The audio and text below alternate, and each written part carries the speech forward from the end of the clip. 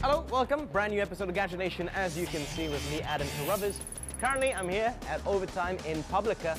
We've got quite a few things to show you. Firstly, a really cool new smart TV, and also a very ultra slim notebook. What am I talking about? You'll find out later. Plus, with continuation of the new Nokia Lumia devices, this will be coming up later. Let's start.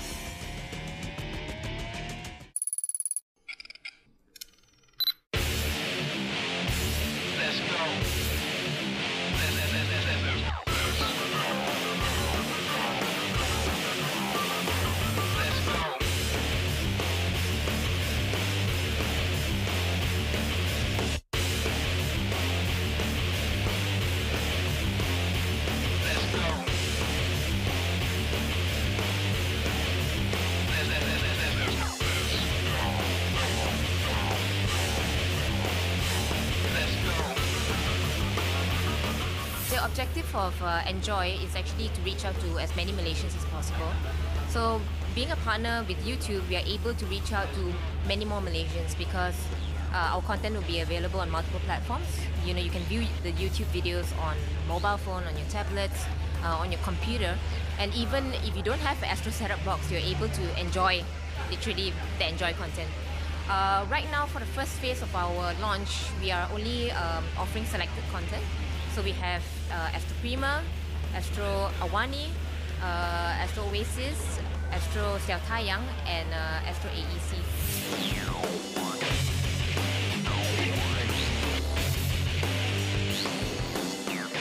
Well, the Logitech Mini Boombox makes it easy, makes it convenient, makes it intuitive for anybody who wants to enjoy watching a movie or listening to music or even playing a game or even taking a conference call or a voice call on the go. It's extremely portable, very light, can be carried with you anywhere you want, and the sound is awesome. So it's nowhere of the size of the huge boom boxes that people used to use in earlier years. And the most convenient thing about it is wireless, it is Bluetooth enabled, and so any device which supports Bluetooth hands-free protocol 1.5 or above can be paired with this in a very straightforward fashion. Let's go.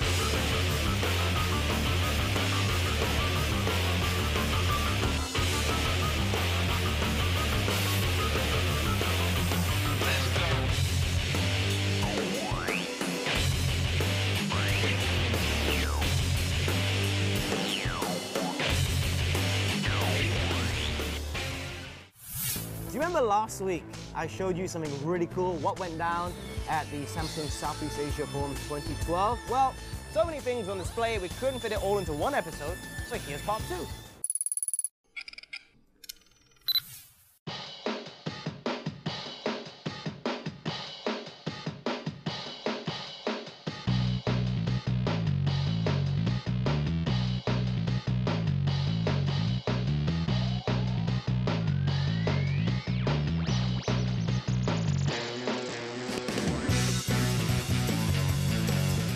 So last week we have taken a look at Galaxy Beam and Galaxy Tab 2. This week, this time around, we are going to look at smart TVs and Series 9 notebooks.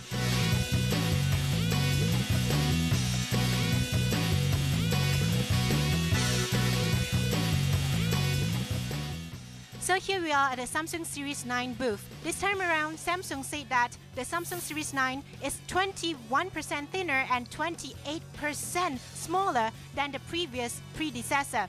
So we just can't wait to see how it performs with its Core i7 processor as well as the brighter screen itself. It is arguable to say that it is as attractive, if not more attractive, than the current generation of MacBook Air. It is now a matter of users' preference of whether to buy into the Windows ecosystem or Apple's ecosystem.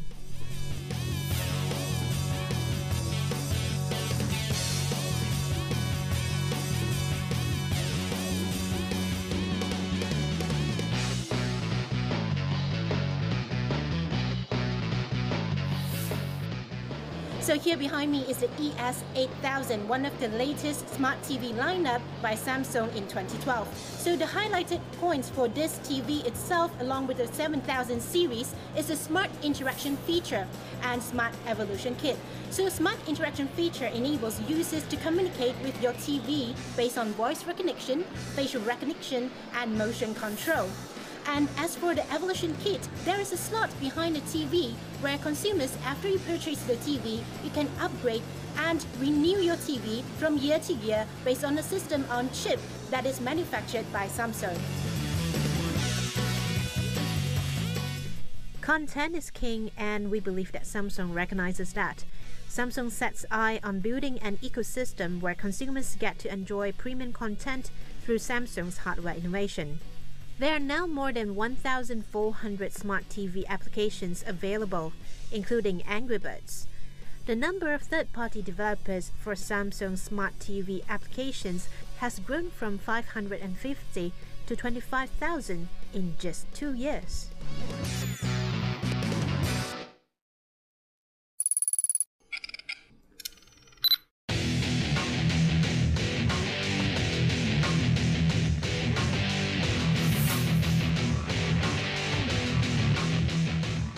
So it's an interesting question.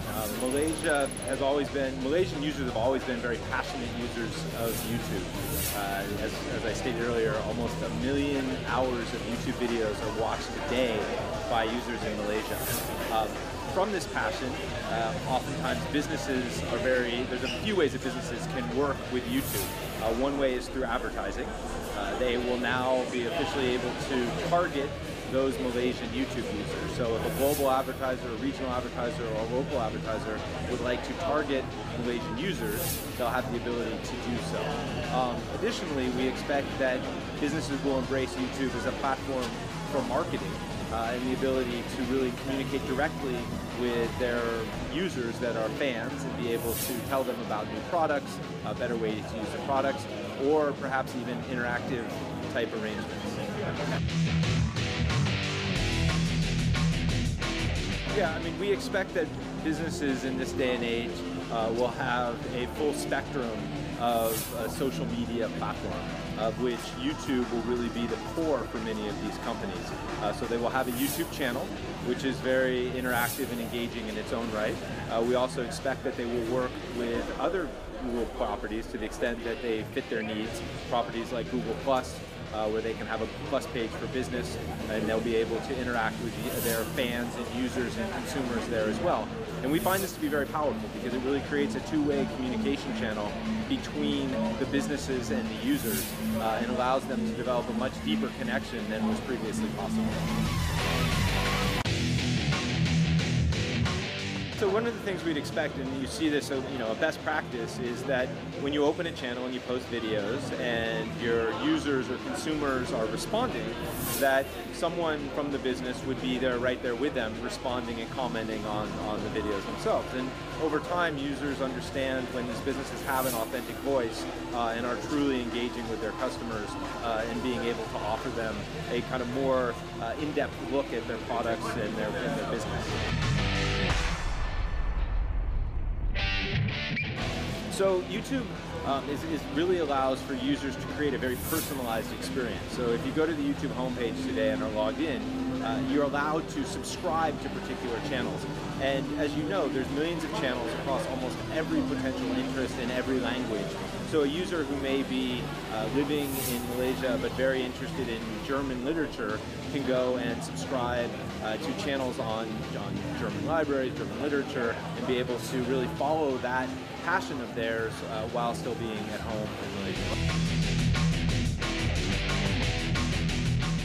So I think we're really at a fascinating point in the evolution of video. As you stated, we have seen broadcast television be around, we've seen cable television come, and really what we're seeing is just the next step in that evolution, where you will see thousands or millions of channels evolve on online video. We hope many of those, if not most of those channels, have a presence on YouTube as well, and it will allow for users to have a very interconnected experience and relationship with those channels. They can pick and choose the channels that they're most interested in subscribing to, and from there they'll be able to build an experience whenever they log into YouTube, be it on their computer or on their mobile device, and really get a personalized stream of videos from the channels that they've chosen to subscribe to. So YouTube is interested in engaging in partnerships with media companies of all sizes, as well as any kind of video content creator of any size. In Malaysia specifically, we were very happy to launch with a partnership with Astro and KRU Studios, but we expect over time to develop broader relationships with all media companies that are interested in entering into a partnership with us.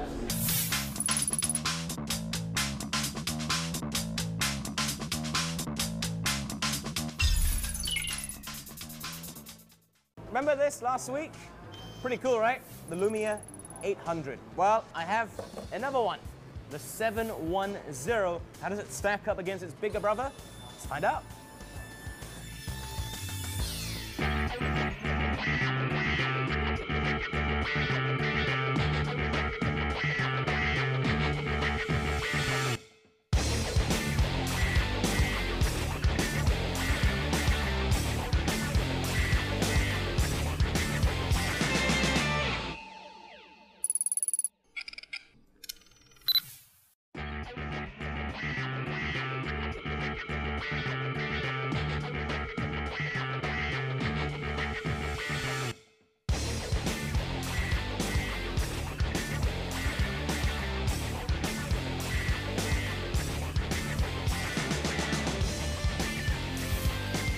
Time to do a little follow-up on what we saw in a previous episode. Remember this? The brand new Nokia Lumia 800. I loved the phone, thought it was brilliant. Well, this is the more expensive version. We do have the cheaper version, which is the Nokia Lumia 710.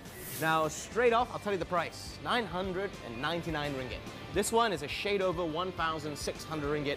So you're talking quite a lot cheaper, almost half the price, but not quite. Anyhow, let's get straight to it. This is more of a traditional hand phone in terms of design than what we saw with the 800. The 800, very similar to the N9, very nice to use. This is more for an entry-level person to the smartphones or perhaps someone on a tighter budget. It is quite nice, but it's not exactly my favorite. Why? Let's get into it.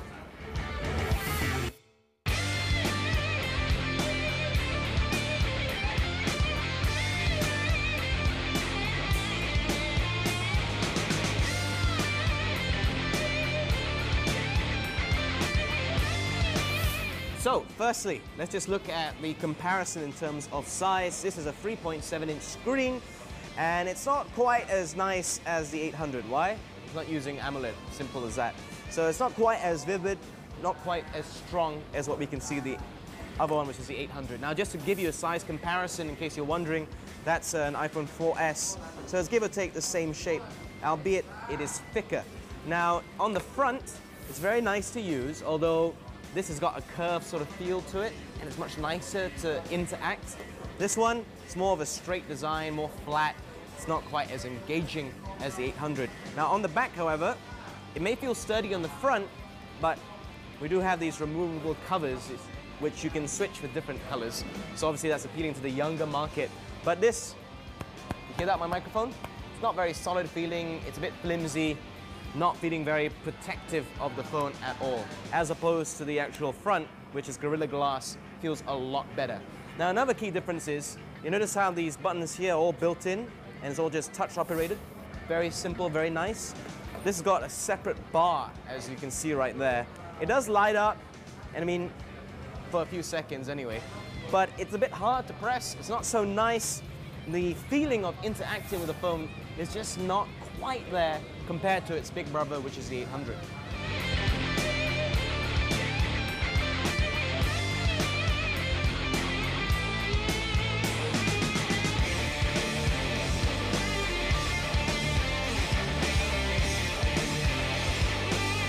Now let's see what's happening at the back.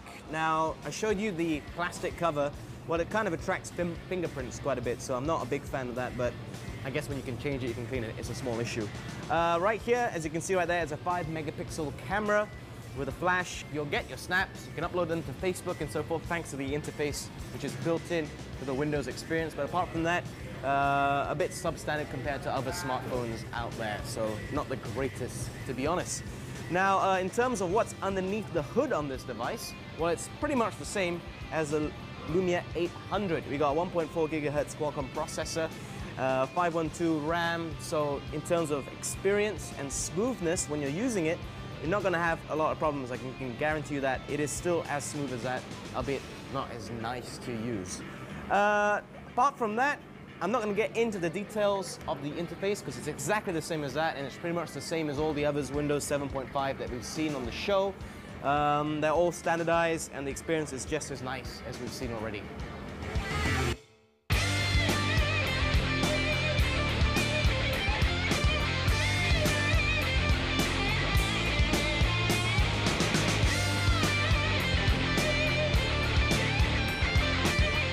So what I think in closing, well, you can see why it's priced cheaper than its big brother, simply because it's not as stylish, it's not as nice looking as its big brother. But in terms of the interface, it's exactly the same, and in fact, because it's sharing the same processor and RAM, it effectively means you're getting the same user experience in terms of speed and swiftness.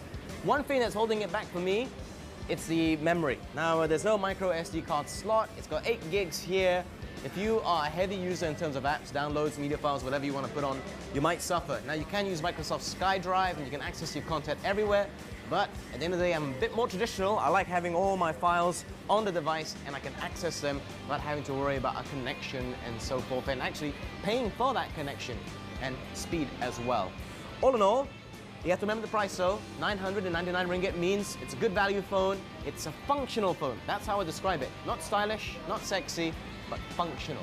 So I'll give it a decent 2.5 or 3 maybe out of 5.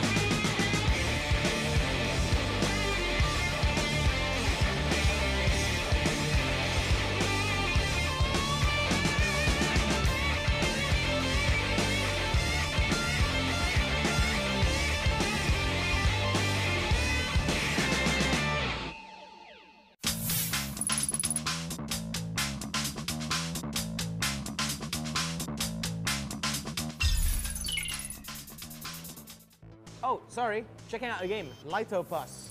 If you're a fan of arcade games, you should go check it out if you can. Now, it's a joint venture between BulkyPix and App Explore. So Avery actually got a chance to speak to the creative director of App Explore. It's a Malaysian company, all about this and game development and plenty more in Gamer Station.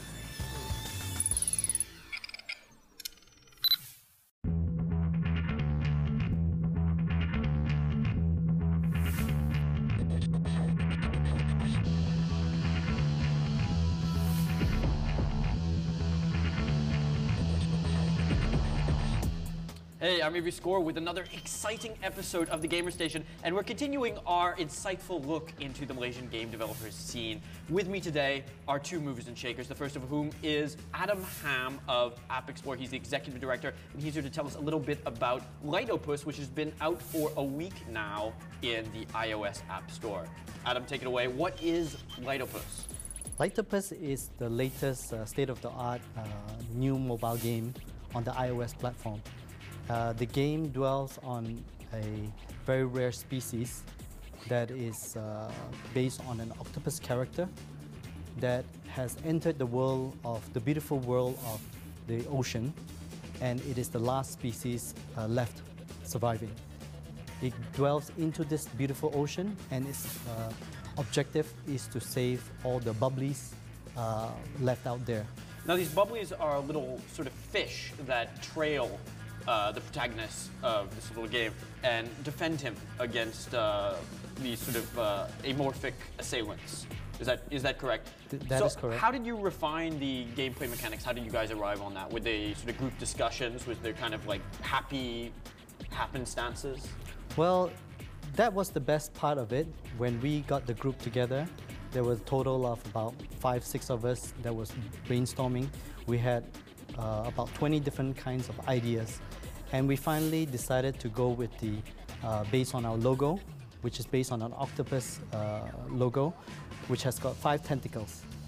And when we decided to stick to that, we decided to do something very unique, which the iOS platform has not had such a game before. So, Adam, you're on the business side of things. So what does it take to build a brand and market a new application in the Malaysian space? Well, it is very simple if you can understand the creative content industry ecosystem. Whenever you make any content, whether it is an animation, digital comics, film, or even a mobile game, you have to know that the game will have a best reach if you are able to create a game that will target a universal target audience. You don't want to save it for just a specific age group, races, as well as gender.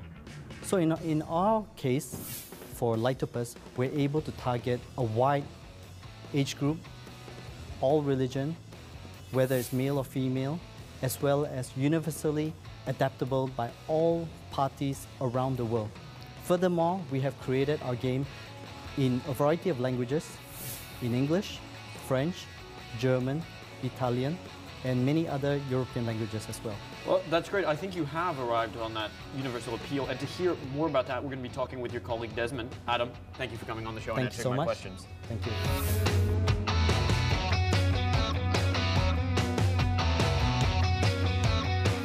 Continuing the App Explorer fun, here with me is Desmond Lee, who's going to talk to us a little bit about the Lightopus development process. In terms of Lightopus, I understand from our conversations that the game mechanics and gameplay kind of came about from the unique character design. True, it's based on our logo, App Explorer logos. If you look at our logo, it's some sort of octopus with 5 tentacles and all that. And our designers, our team always like to do some species kind of games. So that's how we actually evolved from the logo to Lightopus. Kind of a spore-like thing going on there. Correct. I mean, initially we started with only a species underwaters and just to explore, just like App Explorer. But later on, we actually, during the process of the game developments, we actually put in a lot of different ideas. And then, and especially one of our programmers, he specializes in AI, artificial intelligence. So we really want to tap on his knowledge to make the game unique. So happened that we came up with this idea. Initially we call it Swarm. Okay, so Swarm basically we have a bunch of features following the species and all that. That's how we came about the ideas. Interesting. And you touched upon uniqueness there. So in your opinion, uniqueness, you were saying, is the most important element in a mobile game. True, because as you can see today, there are thousands of games on the market, right? App Store or Google Market. But to stand out from the crowd, you really make the games stand out, to make it unique and also quality games. Well, I think that you will be head and shoulders above the majority of the crowd here. So what is next for App Explorer and next for Lightopus? Lightopus is doing quite well, and we want to tap along the wave. We're going to move on to the Android version. So you'll be seeing an Android version in the next 2 months. That's excellent. Well, ladies and gentlemen, that's App Explorer and Lightopus. Desmond, you can say you knew him when. Thanks for coming on the show. Thank you. You know what? Why don't you go download and check it out? That's Lightopus. Check it out on the App Store. Let us know what you think, because you can find us on Facebook and Twitter.